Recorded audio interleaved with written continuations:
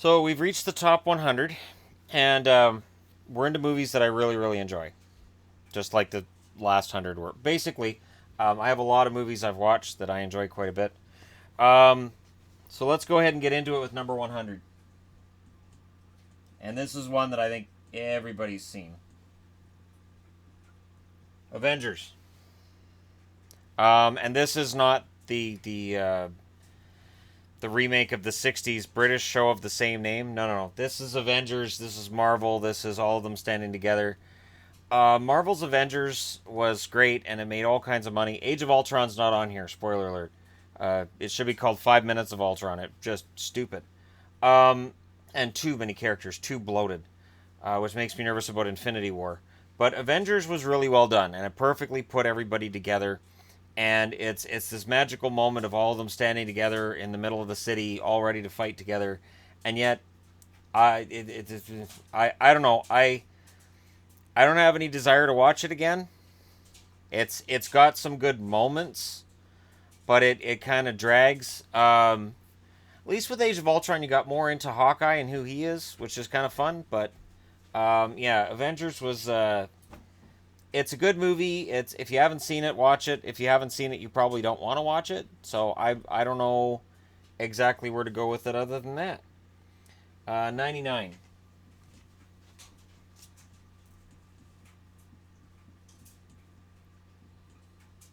is The Fifth Element.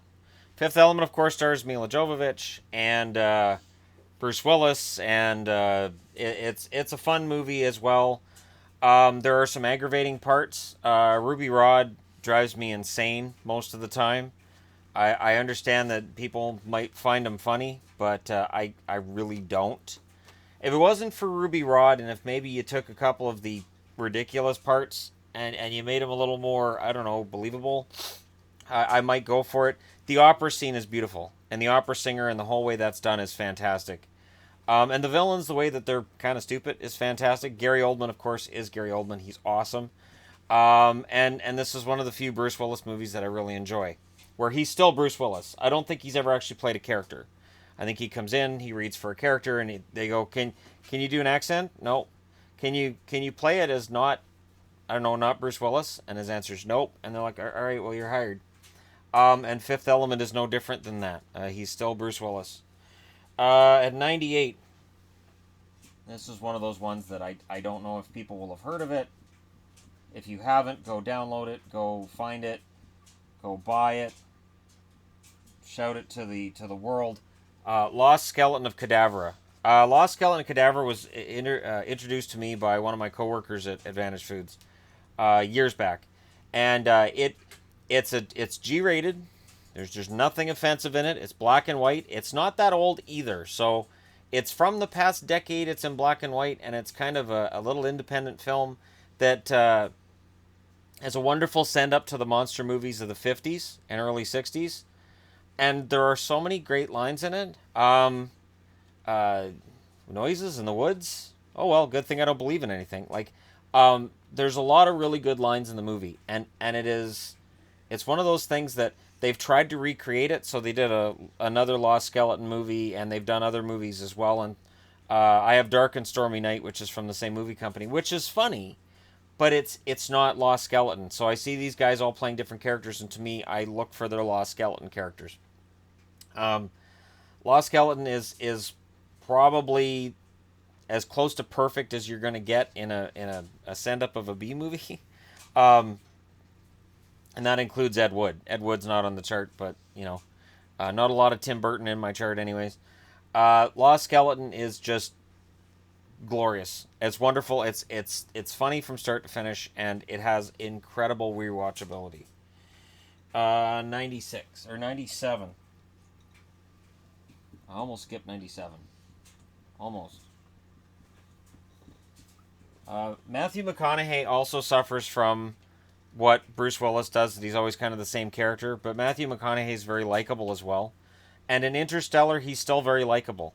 Now, if you get into some parts of Interstellar, it's kind of ridiculous. The idea of Interstellar is that the Earth is dying, that we've got very few crops left that'll work, and that with Earth dying, that mankind needs somewhere else to go. You can't stay on the planet. You got to find somewhere else to go. So these astronauts are tasked with finding the right planet to go to, that they can take mankind to. And there's time dilation that happens, and the fact that they show how time works depending on how much gravity the body you're orbiting has, fantastic. I love that part of it. It's a little bit long.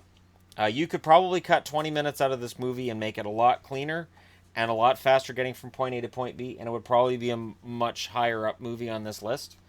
But I enjoy it. I thought there were some good performances. Uh, there's a villain that kind of shows up 2/3 of the way through the movie that's kind of, I don't know, it just seems kind of forced. It's like, okay, wait, now he's a bad guy. Why does he want to kill everybody? What's going on? I guess he's gone insane. Why? How? There's a really fun robot character in this too. So if you like really fun robot characters, Interstellar is probably going to be your bag. It's a really fun movie. It is a little bit long, so make sure you got coffee at the start and you're well awake. Don't do it in the middle of the night. But Interstellar is a good movie. At 96,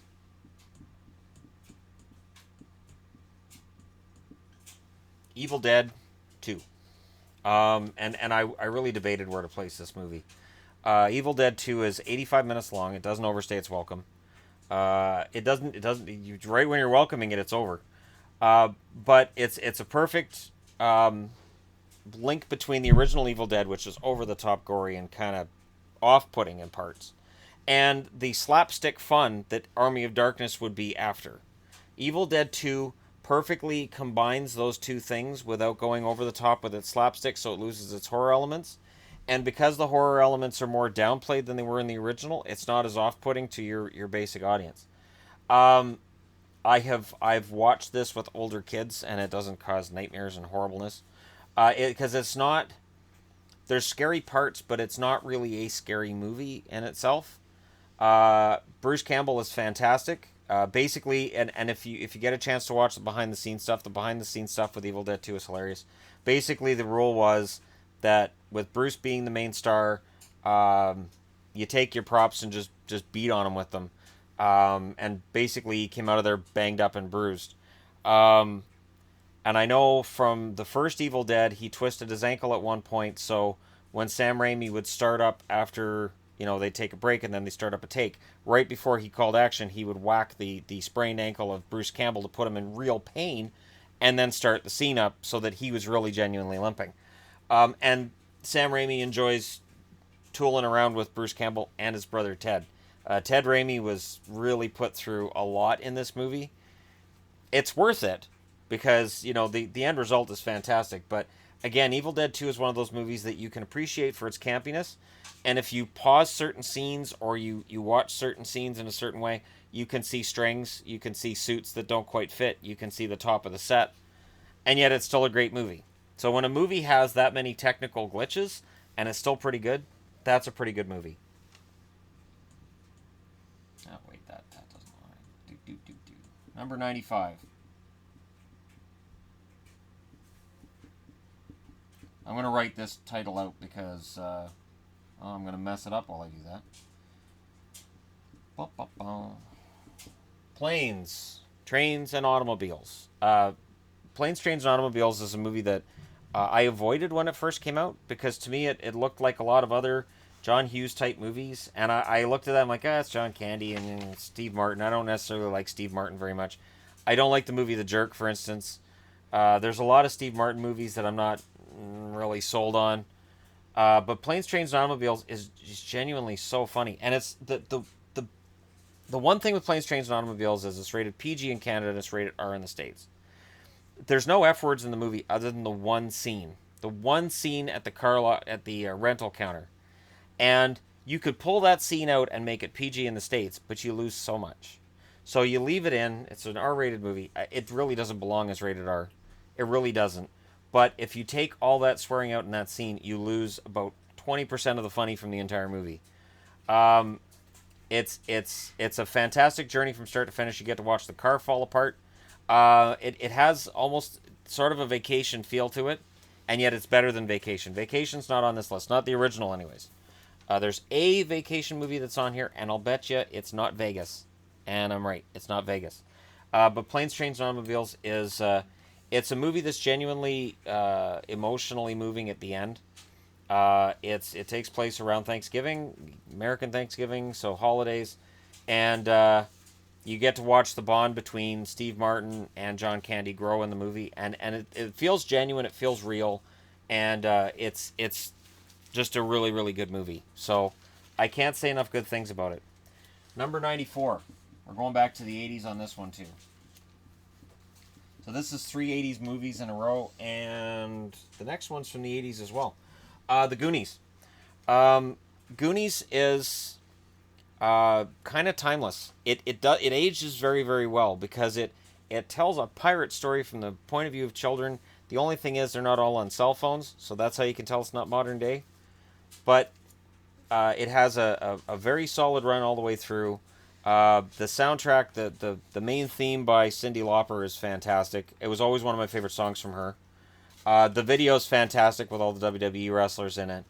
But it's a nice whimsical movie, and now apparently there's a sequel coming out. I don't understand why, other than we want to make money.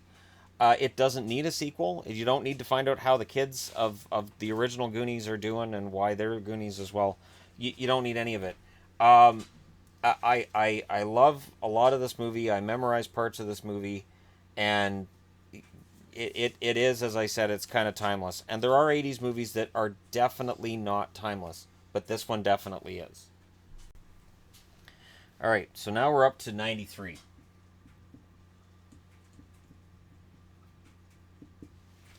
And we're at the one of I want to say this is the best satire movie of them all is Airplane. So Airport 77 and the other airport movies, which ended up with Concorde 1980, which was really bad. Yeah, the airport movies just went right off a cliff. Um, and the original airport movies are genuinely terrifying. The idea of a plane being trapped under ocean water and everybody's alive, terrifying. I don't know how realistic it is. Probably not. But, airport movies were terrifying. So Airplane really satirized that and went over the top. I think my highlights with Airplane are the captain, the little kid with the captain, and then the little kid talking to Kareem Abdul-Jabbar is some of the funniest dialogue ever. And the woman on the plane who's panicking, and the entire section of the plane deciding they're going to help calm her down via nunchucks, knuckle dusters, anything they can. And they're all lined up, even the nuns lined up. And then there's the girl that's dying every time the guitar knocks her IV out. There, it's a great movie, and his drinking problem. To this day, if I'm drinking out of a glass and I spill a little on myself, I'm like, oh, there's my drinking problem.